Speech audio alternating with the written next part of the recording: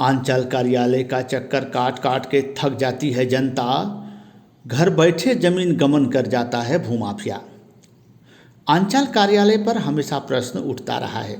आमाघाटा से लेकर आज कंगालों तक वही सवाल बरकरार है कि साहब की मनमानी कब तक और कहां तक चलेगी। कई एक जगह अंचल अधिकारी कोर्ट से पहले अपना फैसला सुना देते हैं। यह मामला पाथुरिया के बरमसिया से आया था, जहां कोर्ट में चल रहे फैसले को नज़रअंदाज कर सीओ एक पक्ष में नोटिस देकर यह स्पष्ट कर दिए थे कि जमीन अगले पक्ष का है, जो सरासर गलत है। उसी प्रकार परासी के दुमदुमी में दो पक्षों को आपस में उलझा दिए। दोनों मारपीट कर आपसी केस लड़ने को तैयार हैं। अभी वर्तमान अंचल अधिकारी सिर्फ सप्ताह में 2 दिन, वो भी 3 घंटा ही समय आम जनता के लिए देते हैं। यदि आपका नंबर नहीं आता है तो भले ही आप 30 किलोमीटर दूर तिलैया जैसे क्षेत्र से आते हों, परंतु आपको लौटना पड़ेगा। उसमें भी जब कोई विशेष आदमी अंदर बात कर रहे होते हैं तो आपको अंदर जाने की अनुमति नहीं होगी। भाजपा के नेता सुपोध सिंह आरोप लगाते हैं कि सीओ कार्यालय के बाहर लिखा हुआ है कि सप्ताह में केवल 2 घंटा 2 दिन भेंट कर सकते हैं आप, इसके अलावा आप नहीं भेंट कर सकते हैं। तो मुझे लगता है कि वो सारे दिन जो 6 दिन बच रहे हैं, 5 दिन वो दलालों के लिए आपने रखा होगा, जो कि दलाल के माध्यम से इस प्रखंड कार्यालय में काम किया जा रहा है और गरीब जनता यहाँ त्राहिमाम है। बहुत सारी ऐसी घटनाएं हैं जिसे लेकर के हम लोग दुखी हुए हैं। अब देखिए, सीओ साहब के बाद सीआई, हल्का कर्मचारी, सभी उन्हीं के तर्ज पर चलते हैं। आप बीती बताती है जनता। अभी हमारे साथ एक व्यक्ति मौजूद हैं जिनका कहना है कई एक दिनों से ये दौड़ रहे हैं, लेकिन आज तक सुनने वाला क्यों कोई नहीं है। कारण इनके पास चढ़ावा चढ़ाने के लिए प्रसाद नहीं है, और जिनके पास प्रसाद है उन्हें आने की ज़रूरत नहीं, कागज उनके घर चल कर जाता है। क्या है मामला, आइए इनसे सुनते हैं। सर, नाम बताएं पहले आप। सर, मेरा नाम है विनोद कुमार रवानी। समस्या क्या है? समस्या है मेरा बेटा के नाम से 5 डिसमिल ज़मीन जी बड़ा पिछड़ी में है जी। लोग वहाँ पर बोलते हैं, वही लोग नाप करके दिया कि तेरा इतना है लंबाई, इतना चौड़ाई। अब वो लोग कहते हैं कि तुम्हारा इतना ही है। 1 कट्ठा से लगभग 1 कट्ठा के ज़मीन वो लोग बेईमानी कर रहा है। हम नापी के लिए प्रयास कर रहे हैं। सीओ साहब अपना काम कर दिए हैं, अब कर्मचारी के पास है। कर्मचारी से भेंट करने के बाद बोले कि जाइए 1-2 रोज में छोड़ देंगे। आज 7 दिन हुआ। ये रही समस्या। यदि 7 दिन 1-2 रोज कहा जाए तो ऐसी जनता जो सुबह कमाती है तो रात में इनके घर में चूल्हा जलता है, ये कैसे दौड़ दौड़ कर अंचल कार्यालय का चक्कर लगाए। यह मामला यहाँ का नहीं, परासी में भी मामला आया है, जो गैर आबाद जमीन को एक किसी व्यक्ति के नाम कर दिया है और 2 पार्टी आपस में लड़ने को तैयार हैं। ये तो समझदारी दोनों पार्टी का कि आपस में लड़े नहीं हैं, नहीं तो ये मामला दीवानी ना रहकर फौजदारी में बदल जाएगा और सीओ साहब अपना चांदी काट के ट्रांसफ़र लेके यहाँ से निकल जाएंगे। ऐसे में यदि सरकार नज़र नहीं रखती है तो आने वाले समय में कुछ भी हो सकता है। इसलिए ज़रूरी है कि ऐसे पदाधिकारियों के खिलाफ कड़ी से कड़ी कार्रवाई की जाए। बड़े मियाँ तो बड़े मियाँ, छोटे मियाँ सुभान अल्लाह, इसी के तर्ज पर चल रहा है यह काम। अब चलिए हम आपको ले चलते हैं कंगालो, जहां गरीब लोग रहते हैं। प्रधानमंत्री आवास योजना का लाभ ले चुके हैं। स्वच्छ भारत अभियान के तहत शौचालय का भी निर्माण हुआ है।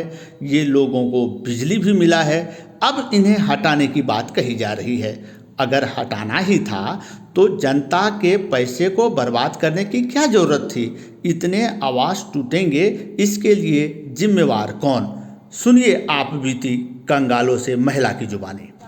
मैं हूं अभी धनबाद के गोविंदपुर प्रखंड अंतर्गत कंगालो क्षेत्र में, जहां का मामला अभी गर्म होता नजर आ रहा है।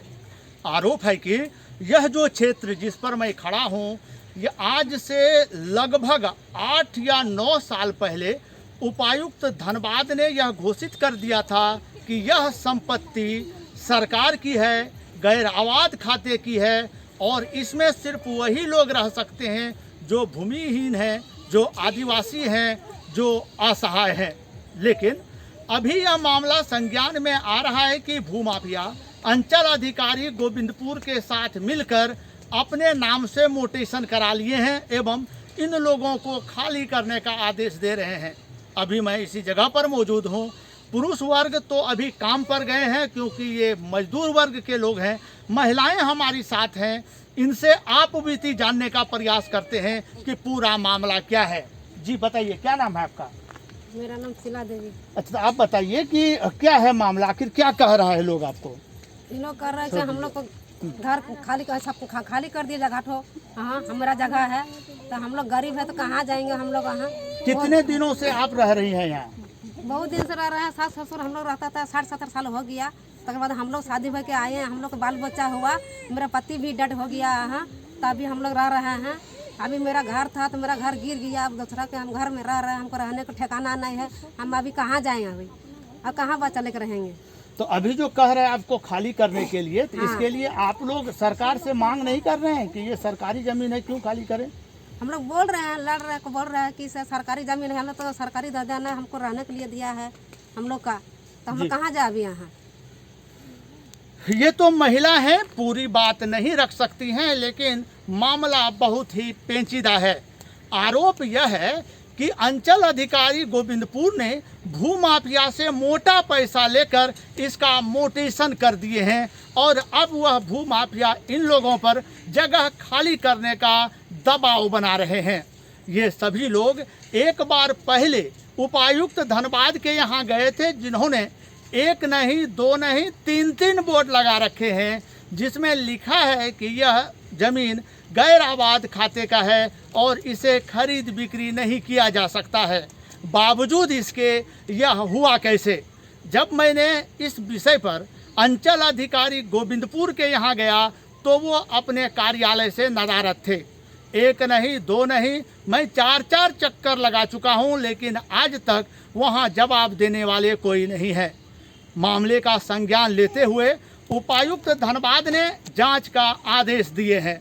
अब यह देखना है कि आने वाले समय में मामला किस ओर जाता है। क्या सरकार इन गरीबों पर ध्यान देती है जो लगभग आज 60-70 सालों से यहाँ घर बनाकर रह रहे हैं और इनका कोई दूसरा सहारा नहीं है? यह तो मामला एक है जो प्रकाश में आया, अन्यथा कई एक जगह तो ऐसे हैं जहां के बारे में लोगों को जानकारी भी नहीं है। अब देखना है कि उन सभी मामले पर सरकार क्या संज्ञान लेती है और न्याय क्या करती है। मनीष कुमार झा, झारखंड।